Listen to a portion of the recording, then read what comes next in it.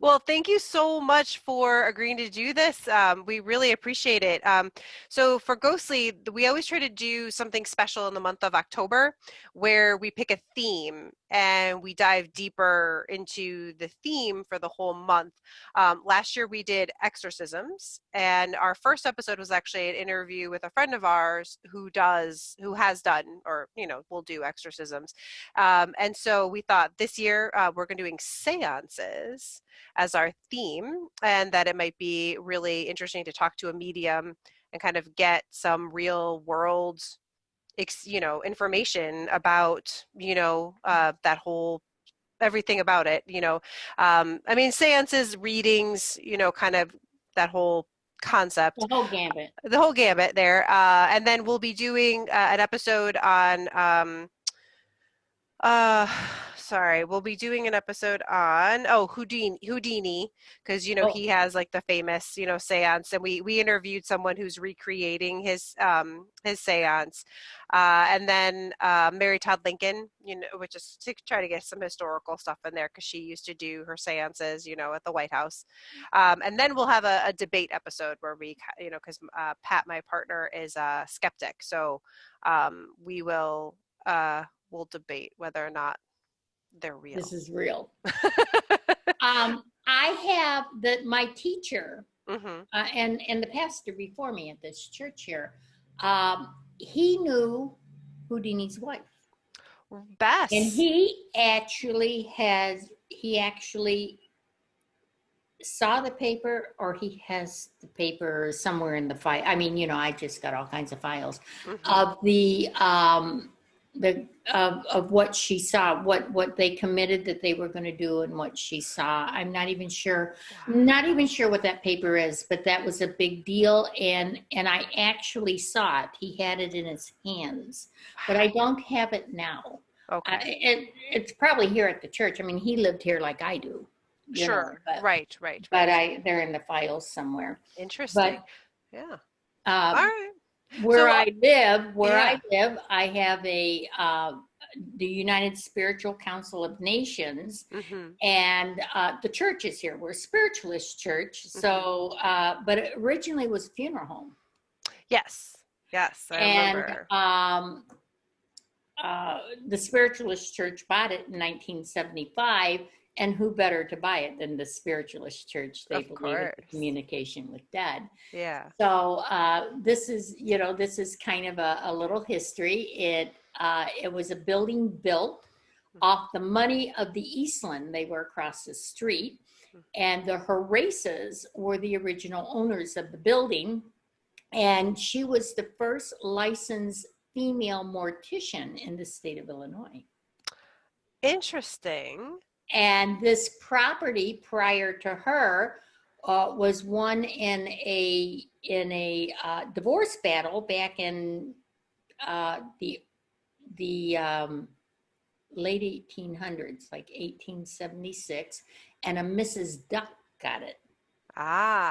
Which is just unheard of a woman getting it. So there's feminine stuff going on here. And so it's kind of interesting. And so the Haraces built the building off the proceeds of the Eastland, which is Western Electric had the capsize of the boat, and 800 and some people, or 900 and some people died. So the area got quite a bit of funeral business. So she opened it. She was across the street. She built this building. It was state of the art at the time. And they continued on their business here until 1975 when the church bought it. Okay. Gotcha. So, and we were, Pat and I were there, I think it was last year for the Paranormal Investigation night. I forget the name of it, but they come in at night, and then you can. We have a lot of paranormal investigations. Hands-on Paranormal. Hands-on Paranormal. That was it. Yeah, we came with them. He's one of my students, and he had come to me and said, "Well, can I do this?" And I'm thinking, "Oh yeah, yeah, you can do that." You can tell your student, no? Yeah. And to my delight. They've got state-of-the-art equipment, and they go around in all the different rooms, in the embalming room, in this room, and that room. And to my delight, the information they get is phenomenal, and they always get it. And one of the things I told him when he wanted to do this, I said, okay, but I said, you have to remember, I live here, and I get along with all the spirits that are here. So nobody's allowed to come in and try to intimidate them. Sure. And try to aggravate them, because a lot of people will do that when they're dealing with this realm. And what I have found over the years now is that they're like us. If you treat me nice and you want me to come back and do you a favor again, I'm going to do it. If you try to to treat me poorly, and you try to get me to be disgruntled, and you say nasty things to me, you show up, I'm not going to. So so we have a lot of evidence that they get. It's did you when you came, did you folks get evidence? We did see some different things there. They we had a few of the flashlights. We had that, and then there was the thing that shows like the stick figures. Our favorite Tony Zablowski was there, so he's my favorite. Yeah, he's our favorite. He does a lot of tours. Tony and Bill. Bill does tours here. He's doing one Halloween night, because I'm going to be out at the cemetery in Elgin. I'm at the home of Freddy Krueger's street. Oh, wow. Okay. So I'm going to be doing a seance out there for Hands-on, and Bill's going to be doing an investigation here on the 31st. Oh, wow. How interesting. So my family's from Elgin, my mom's side. So I did not know about. Well, this is Bluff City Cemetery, and it's adjacent to the mental health facility. Oh, sure. They started back in the day. Now, this may sound pretty strange to you. You're pretty young. Yeah. But back in the day, they would put these people in the insane asylum, and that would be the criminally minded people, the socially unfit people, the, just the rejects of society, and the mentally ill and emotionally ill people. So they're all in this building. And then, of course, a lot of them didn't have any money. They were state funded. So they started a burial ground for them. So the facility has a burial ground that's adjacent to the Bluff City Cemetery. Okay. So they'll be doing, what they do is they go and they do their investigation, and they're going to be with a guy named Dave. Julius has a lot of people that work for him. Sure. So they're going to be with a guy named Dave, and he'll take them on the walking tour and show them everything about Freddy Krueger. That's a big fun deal. And then at 9:30 we all meet, and I do the seance. Oh, interesting. Well, and I have this place that I really like. It's a great place, and that's where I do my seances there. Oh, interesting. Well, before we get too much further, why don't we introduce you, and just you can maybe give us a little bit of background, and then we can maybe talk more about the seances and what you do and how you do it and what happens and all of that. So so do you want to Okay, my name is Mahala Bacon. I'm the pastor of the Evangelical Spiritual Church, which is a spiritualist church, and I also have a doctorate in religion. I'm a theologian.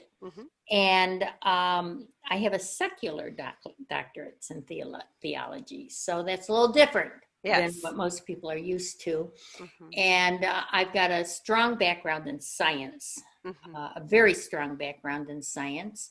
And so energy is a big thing to me. And of course, everything's about energy. And I do classes on Zoom. I have seances on Zoom, and they have turned out real well. When they wanted the first seance, I said, okay, yeah, I can do that. And it was great. And sometimes on Zoom, I see things behind people. I take little pictures of them, and it's great. Wow. Oh, that's so great. interesting. And we do readings on Zoom because there's no distance, when you're in the world of spirit, or when you're in the upper worlds, you're right there. And we do healing. We do dissonant healing on Zoom. Oh, wow. That's amazing. So we do a lot of things on Zoom. I've just kind of carried the practices over. Yeah. And when did you start doing this kind of work? I've been doing it since my 20s. Okay. And I'm 69. Yeah, what got you into it? How did you start? My family was holistic. They went to the Unity Church, and that's a concept of holistic things. And my grandmother used to sit with the Fillmores, who are the founders of Unity Church, in seances.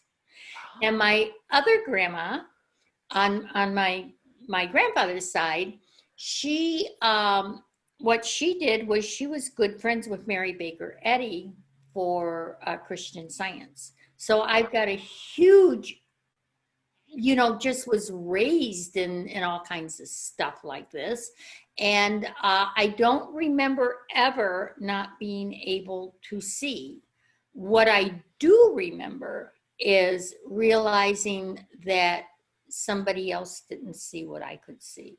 And I was maybe early teens when I understood that, because I remember saying to a friend she was going to do something, and I said, I don't think that's a good idea. Look at where you're going to go here. And I said, this is where that's going to take you, that concept. And I said, don't you see that? I said, are you stupid? Are you stupid? And she said, no, I don't think I'm stupid. But to me, it looked like she was stupid. And so today I understand that maybe I'm seeing something that you're not, or I'm feeling something, or I have an idea about something that you're not. And we all do this. You probably don't have any children yet, but when you have children, you will look at them and you will know something's not right or something's good. You just know. And that's using your intuition. That's using it. We all use it. But most of us are trained from our parents' needs, that their needs, their wants, and their ideas are more important, because they do have bills to pay. They've got to keep a roof over our heads. They've got to do all those things.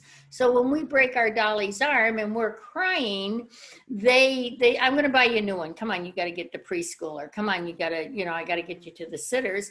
And so internally, many of us just learn that what I'm feeling and what I'm thinking isn't as important as what they're thinking. Of course, that's not what they're trying to get across. They're on a time frame. But so we deny those feelings. Do you feel like, so then is it that in your mind that like everyone is sensitive or has the ability, or do you think some people maybe are born with a more sensitivity? Everyone has the ability. Maybe some people have more sensitivity than others, but I do believe that conditions help the sensitivity. I certainly wasn't shut down. My parents were aware of things like this, and it was okay with them. So I wasn't taught to be afraid. I wasn't taught that it was, it was the work of the devil. I wasn't taught any of those things. I just could be who I was, and it would be okay. But a lot of people are taught differently than I was. So if you're not being acceptable at a very young age into your primal community, you're gonna do what they tell you to do, and then you're not going to be too open about it. Gotcha. Yeah. And do you see things, or is it more a feeling for you? It's a combination of a lot of things. I see a lot. I actually see in my mind's eye a lot. Sometimes I see pictures. Sometimes I see little videos, short little videos. Sometimes I feel things, sometimes I sense things, sometimes I can smell something, even occasionally, I don't do this often, but I can taste stuff. Sometimes I can look at your body and I can just say, oh my God, I mean, you pull all those senses together. It's not like you do them independently. You pull all your physical senses together. That would be your knowledge and your ability to touch, feel, taste, and your clear senses are nothing more than your physical senses on another octave. Gotcha. Okay. And you pull them all together, and that's how you do a reading. And it takes years to learn how to be a good reader. Well, that was going to be my next question. What do you think? What does it mean to be a medium? And what doesn't it mean? Okay, a psychic is somebody, and I don't even like to talk about this because I don't even know if I even go along with this anymore. Sure. But a psychic, according to Hoyle, a psychic is somebody that gives you readings on this plane. Okay. Okay, be careful of the green truck that you're going to see tomorrow because it's going to pull out in front of you. A medium will say, oh, honey, your grandmother's with you. You're awfully young to have lost a grandmother, but I see a grandmother with you. So they're peering into the spirit world. But spirit gives us our information. So there's a real fine line there if there's a line. Sometimes I'll do a reading for somebody that comes to me, and it'll be strictly in this world. I see you buying a new house, and I like where you're going to move. Are you thinking about moving? No, but I see you moving in about 6 months or so. Well, I was talking about that.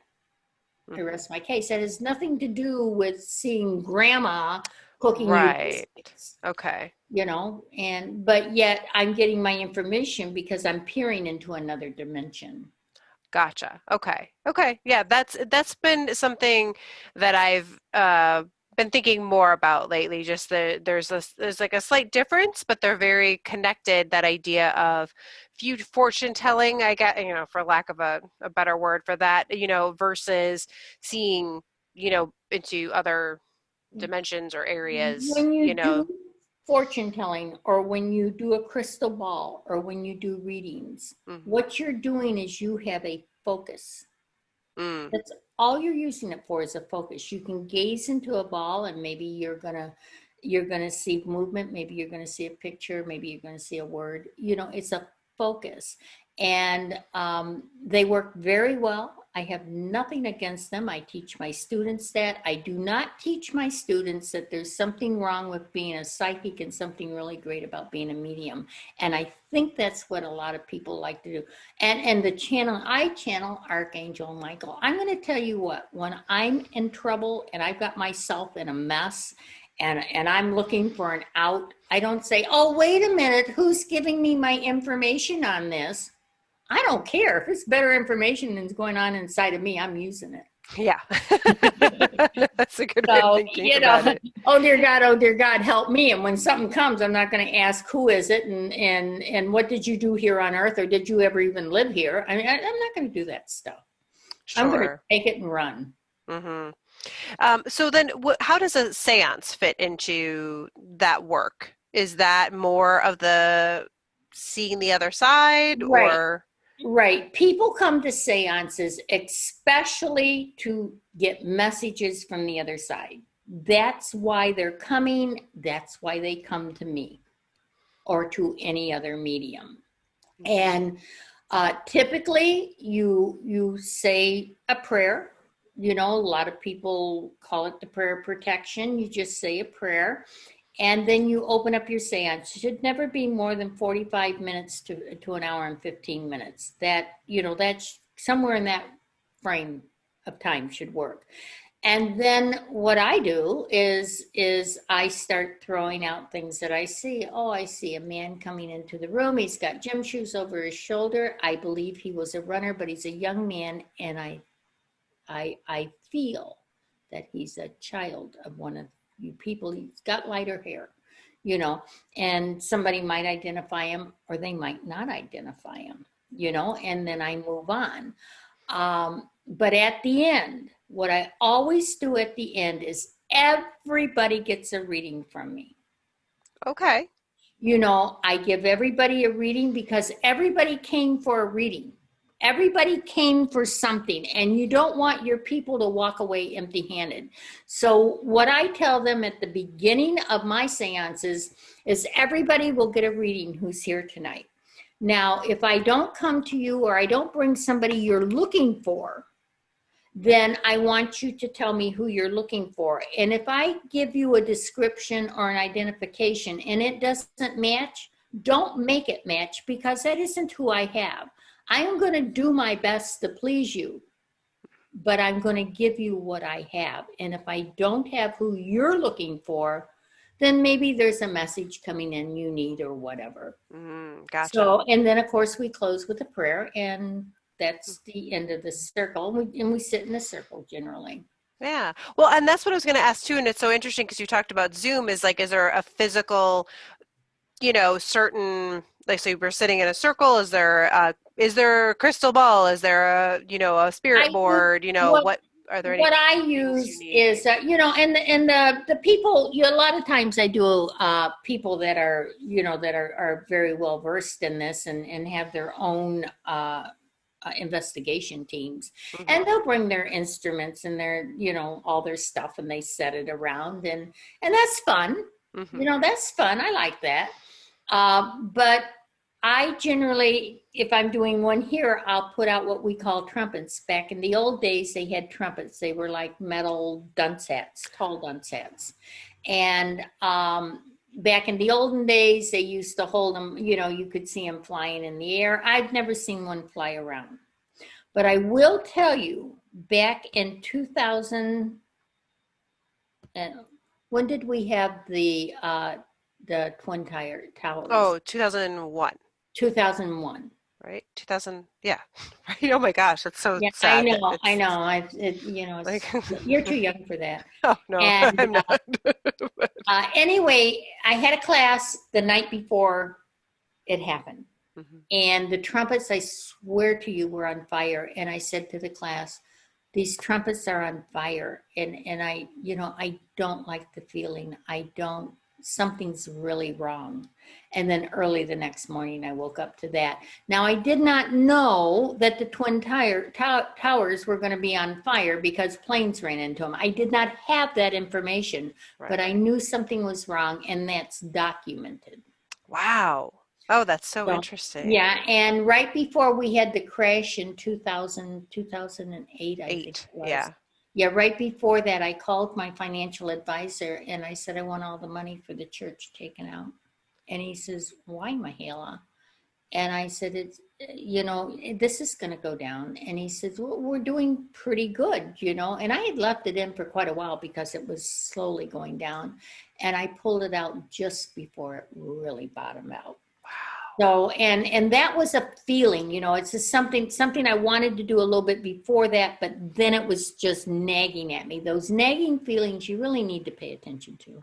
Sure, absolutely. And you may have it twisted, you may have it mixed up, but those feelings are there for a reason, and you need to pay attention to them and act on them, because it's easier for the spirit to move you if you're moving around than sitting in a chair.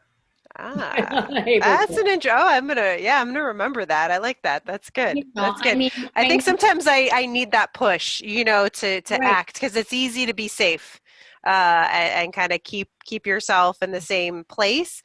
But then, I what I try to do sometimes for myself is, I know if there's something I want to do and it scares me a little. Not that it makes me, I'm not terrified, but I'm nervous. So maybe that's a better word. I'm nervous about it. That's probably what I should do. That's probably the direction I should go, but I have to make myself that little bit uncomfortable, like, to get myself to it. You gotta move. Yeah. Follow those really nagging hunches.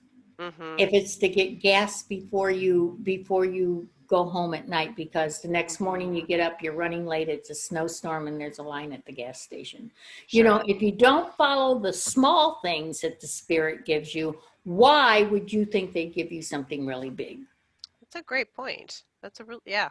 Very interesting. Yeah. So, the spirit works with us. It's not only about seances. It's not only about scary stuff. It's about they work with us for the betterment of us. And the more open-minded we are, the more knowledge we have about how to communicate with the universe. It's a language, and then that language is not English. And the better off we are. But when we do seances, I get a lot of questions about, well, do entities attach to me? I picked up an entity, and I'm just looking at them like, oh boy. Yeah. Here we go. And entities will attach to you. It can happen. But the only way an entity can attach to you is if there's a like vibration, and vibrations travel in straight lines, like microwaves. Those waves travel in straight lines. So, I am sure John Wayne Gacy is not going to attach himself to you. I'm sure of it. Mm-hmm. Why? Because you have nothing in common with that man. Right. Okay. And if I'm doing a seance and you're hoping Elvis Presley comes in, he probably isn't going to do that because Priscilla isn't here. Now, if you are an impersonator and you're doing some of his work and maybe you're really good and he wants you to do something slightly different, there's a chance that he'll come in. There's a reason for it. There's a common denominator. Mm-hmm. That makes sense. You have to have, and it's like this, it's just not one vibration. We got lots of vibrations going on. That's why you keep your thoughts good. Yeah. And it won't be long before we will be communicating telepathically. I write a prophecy every year, and I have in my prophecy, by 2040s, we will be communicating telepathically. Interesting. I wonder if technology will be a part of that. Well, technology already is. How many times do you text on your phone and it finishes the word for you? Right. It gives you the next word. Well, that's a computer. I mean, it's. Mm-hmm. Yeah. Watson is doing a good job. Yeah, right? So does it matter, and this is interesting, kind of leading into my next question, which was, does it matter who's at a seance? Like, if you have someone, not that is like, so I'm sure more often you have people that are excited, maybe overly excited, but you ever get people that, maybe it's somebody's significant other that was kind of dragged there, or something where maybe they have a cute little story about that. I have a little gal that came in from Indianapolis, her and her girlfriend. And they both wanted to come, and then came time for the seance, and she was out in the car crying, and then she came into church crying, and I said, "What's wrong with you?" And she's, "Well, I'm scared." And then I said, "You know what? If you're scared, go out in the car and wait." I don't put up with things like that. I try to be compassionate. I'm a firm believer you're kind to the spirit, but I'm not going to put up with that because there's something wrong with that. And I don't own it, and nobody in there owns it. So it's time for them to remove themselves. So she's finally pulled herself together, and she stayed. And so I'm doing and the very first thing that came to me was I saw a father with angel wings, like this big angel, white angel, but it was her father. I could feel his face and see his face, putting his arms around her. Oh, wow. And that's all I had for her. And I said, I'm really sorry, but that is what I have for you, and I'm giving it to you. And I went on. Mm-hmm. And then, of course, when I went around to, and if she would have talked to me about it, if she would have said, "Oh my God, I that's my dad," or whatever, because I told her it was her father. But she didn't. She acted as if, okay, so it was okay with me too. And then when I went around to give everybody an individual reading, when I came to her, once again, that's all I saw. So yeah, I don't know who she wanted to hear from. I forget now. And I just said, "This is what I see. I am so sorry, but it's the only thing I'm getting for you. And I hope it can mean something to you at least someday." After it was all over with and people are leaving, she came up to me. She said, can you tell me what my father said? My whole way here, I was praying that he'd come and see me because I wanted him to take care of me. Oh. Well, you could have said that the other 2 times. Right. So I get a lot of that stuff. Yeah. And that, I trust the spirit. I know they're giving me good information. So I just move on. And then afterwards they want me to remember, and I don't remember. It's not for me, it's for them. Yeah. Yeah. Right. Exactly. So do you have another memorable seance that you've done before? I mean, obviously I think the 2000, the September 11th one is pretty, big, but any others? I do a lot of seances. One of the guys from one of the big investigation groups in the Midwest, he was part of a seance, and I had told him, I see a dog. His name is Dog or Dag or something like that. I don't know what his name is, but it's a dog, and he's with you. And that night, when they did their investigation, because I do my seances first, and when they did their investigation and they had their voice boxes and all the things going on, the dog came through. Oh, wow. Yeah. Oh, So that's I so thought that was kind of beautiful. cool. I thought That that is was real very cool. cool. I like it. So have you ever done a seance where the goal was to call a particular spirit? Maybe someone's house is haunted or whatever, Yeah, something where I've you gone were. to haunted houses. Mhm. And the most natural thing, the way of the spirit is when you leave the body, you move on. And that's my medicine. I'm sorry. Oh, that's okay. I was like, I have to take please medicine tell me that's on something that's time, actually happening. on time at 8 o'clock. And I just took it. Yeah. So anyway, I go to houses and I do find impressions, or I do find, I do see things, and generally, generally you can kind of figure it out if you understand the psychology of the spirit. And a lot of times, if it's a spirit I'm not too fond of, and they're around, which means there's a like vibration there. So you really have to work with the person. Now, when you use sage, you can clear the spirits out. Indians have been doing it for eons. You use sage and everybody goes, the good ones, the bad ones. I'm not sure what sage does in that realm, but obviously it affects them, and everybody goes, like for 2 weeks, have a spirit rolling around, but they're going to come back if that like vibration or somebody like them will come back. Okay. So you really, the teacher in me, the psychologist in me, wants to work with the person to elevate that imprint that they fit into.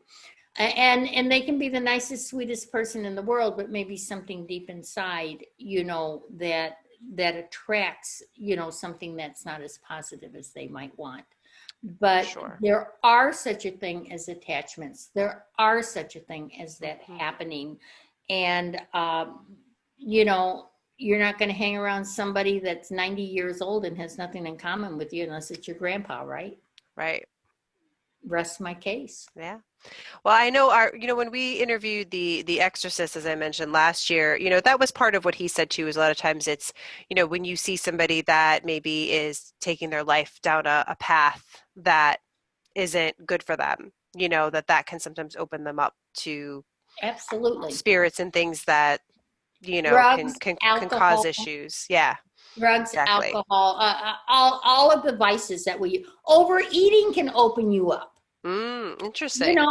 Things that you think, oh, she said they got an addiction with eating. Well, there's something wrong with that. Sure. Something's not right. Sure. So any addiction can open you up. And people that are challenged mentally, it can open them up. There's a lot of things, because there's pockets or holes, and it's hard for them to elevate those thoughts to keep it out. I had a man, he was a parishioner, and he would wear headphones and listen to loud music so he couldn't hear the voices. I mean, my heart broke for him. Wow. It absolutely broke for him. And back then they didn't have the medicines that they had now to help. Sure. You know, Sure. I mean, it's like a life condemned to hell. Yeah, absolutely. Oh, I mean, it's so yeah. there's all kinds of stuff that Mm-hmm. you know, but fortunately it's not, you know, fortunately the masses aren't there. Sure. Sure. Now, would you say a seance, like, could anyone do a seance? So if I was, if I lived in a haunted house and I wanted to do a seance, or just my friends, were like, oh, let's try it. Or maybe we're more serious, right? And we want to do it. Would you say like anyone could do it? Should they go through training first? Well, Do you need someone that's trained as a medium, I guess we'll say? Anybody could do it, but it's going to be like a puppy without a leash. God bless you, honey, because I have no idea what's going to come along. Right. You trust me. You trust that I'm going to have the insight to protect you and take care of you. You're open to me. Your heart is open. You've given me a lot of power. So a bunch of kids get together and people like me in high school and junior high and college, we all did it. And you get together and you stand in front of the mirror and you ask for Mary, whatever her name is, and turn off the lights, and you do seances and I'm surprised I survived all that mess. Yeah. But you can do it. Anybody can do it. Mm-hmm. But you're going to be like a puppy without a leash because you've had no training. Mm-hmm. Yeah. Yeah. All right. Any famous mediums that you admire or have read about or are interesting? I really like a current medium is John Edwards, and I'm going to tell you why I like him. He knows how to work a crowd. He does. And he keeps everybody involved, even if he's reading for one person, and he doesn't read for them so long that everybody else gets bored. I have been in public meetings where people have paid enormous amount of money. There's only maybe 30 people there, and they've read for 5 people in 2 hours. Who wants to listen to that mess? Yeah. But John Edwards works a crowd. He's an educator. And if you can't educate somebody while you're working with them and reading for them, then I don't think you've done a good job. You're going to walk away from this podcast knowing a little bit more than when you walked in. Yeah, that's our goal. Always, we want to learn, James Van Prague, and then you got the pioneers of spiritualism like Swedenborg. And he was the first intellectual, somebody that had education that supported spiritualism. And now spiritualism has come a long ways. And even I'm president of a national spiritualist association, and I'm starting to update the education so it's more on a college level than a school level. So they've come a long ways. They've come a real long ways, but they've still got a long ways to go. People that are spiritually inclined, they at least work with the atmosphere of spirits. And I don't know how many of them go into doing the seances and things like that, but seances can be productive. When you tell me, I just need closure, Mahala, I just need closure. When I'm doing a reading, my mom, I just need closure. You don't need closure. You need to understand your mom is all right and she's moving on. That's what you're looking for. You're not looking for me to say, well, she's dead and I just put closure on it. I mean, come on. Right. And when we start to understand the psychology of the person that's hurting and we can bring them comfort, that's a great healing. The healing of the mind is the greatest healing you can give. And it's in the hands of the medium often. Yeah. I go to, I do funerals. I'm a minister. I do funerals, and I've been with mothers that's lost their children. I've been with children that's lost their parents. I've done military funeral. I mean, I've done every kind of funeral you can imagine. And you're there not to just walk in and say a few cute little words and walk out. You're there to be with the people, because everybody has a story to tell you. Everybody wants to talk to you. Everybody loved this person, and that person, of course, is there. So mediumship isn't just about the circle. It's about the healing of the mind. That's really a sweet way to think about it. Yeah, I like that. Yeah. And when I get an impression on something, where do you think I'm getting it? You think my mind's making it up? I'm not smart enough to do that. And I'm a pretty smart gal, and I'm not smart enough to do it. The spirit gives me information. It's a way of life. It's not that I wake up this morning, I'm going to do a reading. I wake up this morning, and it's my way of life. It's who I am. It's incorporated. If you ask me what I think the weather's going to be in 10 days, I might give you some answer. Or I might tell you, well, how would I know? But if I give you an answer, you're getting a reading. Gotcha. Okay. Yeah. Well, I know I think I'm out of my questions. But if is there anything else you'd want to share about seances?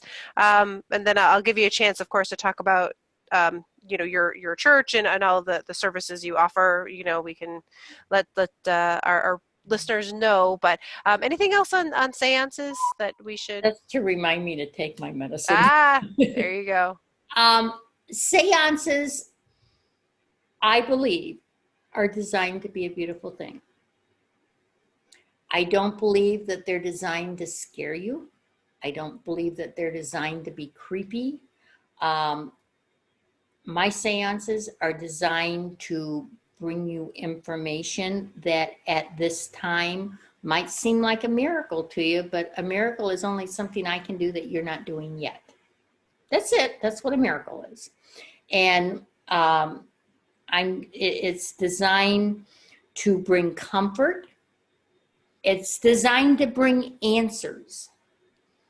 Should I sell my house this year or next year? It's designed to help you come together and bring answers. What do you feel about this cancer I have? I'm so scared I'm going to die. It's designed to help you bring answers. It's designed to heal the mind. It's designed to help people feel whole with the universe. And it might be their very first experience of that feeling whole. And that's what's been placed in the medium's hands. And I would think too, maybe seances would be for a lot of people, maybe a first opportunity to have that experience, because I'm with the group. It's I could see people being more open instead of like a one-on-one appointment, as they might be more open to going to something where, I'll be with a group, and maybe there'll be some of it'll be focused on me, but it won't all be focused on me, and I get that's kind of like a safer space or something. I get a lot of people that say, I'm scared. Is this going to be scary? And I don't know. I hope not. Exactly. I'm not going to try to make it scary for you. And the other thing that you have to remember, you've got to be informative. You got to be concise, and you got to be brief. If you're talking 20 minutes to somebody, you don't know what you're talking about. You're just grabbing at words, hoping you hit on the nail. Yeah. We covered a lot tonight. A lot. We did. We got through a lot. Because it's concise, and I know what I'm talking about. And, I might not have been as brief as I would in a seance, but it wasn't long, drawn out conversation. Explaining every little detail. Sure. Yeah, absolutely. So if people are interested, maybe tell us a little bit about where they can find you and what kind of classes that you offer. I offer 6 classes a week on Zoom. And I'll be opening up a minister's class that's a 6 months class in January. Okay. You can find me on Zoom. My website is the United Spiritual Council.org. Yep. And I have all kinds of classes on there, all kinds of videos on there. There's a lot of education on that website for you. I do private readings, I do group readings, and I do platform work like John Edwards does. I travel all over the United States, have been all over the United States doing this work, and I've been doing it for years and years, and we're just not going to go into the next years. Yeah. We'll see. I don't know what else to tell you about myself. Yeah. My name is Mahala Bacon. And I'm all over the web. You can Google me and find me. Yeah. I am the president of the Independent Spiritualist Association of the United States of America, and I am the founder of the United Spiritual Council of Nations. My council is international, and the ISA is national. Okay. All right. Well, and I'll put links to all of that too in our show notes, for this episode. So if anyone wants to go find the link to your website, and we'll share it on all of our social media as well. Yeah. Put a link to Hands-on Paranormal. Okay. That's hands-on-paranormal.com. That's my student. I do a lot of work for him. And all three of those I do the websites for. Oh, gotcha. Okay. And actually, listeners, we had an episode, I think it was last year or even last spring, a year ago spring, where we did post a video of some of the things that we did, and I think it was part of an episode too. So it's a great experience. So if you're in the Chicago area, definitely check out that hands-on-paranormal.com, because they do great events. Yeah. And you really feel like you're a part of things. Yeah. Julius and Tony is marvelous. I was sitting downstairs. He was doing an investigation. He was responsible for this particular investigation, and we were doing a filming. That's what we were doing. That's why I was downstairs. Mm-hmm. And Tony had the doll Raggedy Andy or whatever. Mm-hmm. And who is it? Annabelle. And so Tony told the spirit, if you're here, turn on the red flashlight. They turned on the silver one. If you're here, turn off the flashlight. They turned on the red one. I mean, it was so much fun. And then we were using the echo box. I've had a daughter that died. And we were using the echo box. And first all we heard was prison. Of course, everybody's saying, oh, are you from prison? Were you in prison? Who is this? And I'm sitting back. I'm sitting back because I'm the owner of the building. I'm Julius's partner. And I'm sitting back and I'm thinking, Tom, is this you? Yes. And he was my husband who has died, and he was the administrator over at Stateville for like 30 years. Oh, wow. And then a little bit later, we're sitting there, and they're doing their filming and asking questions, and the spirit box says, "Hi, Mom." And I said, "Missy, is that you?" Yep. And then when she left, as clear as you want to hear it, she says, "I love you, Mom." Oh. So there's just so much that can happen. And those are things that aren't made up. They were clear. A lot of things that they get on their instruments are very clear. The instruments are getting better. Yes.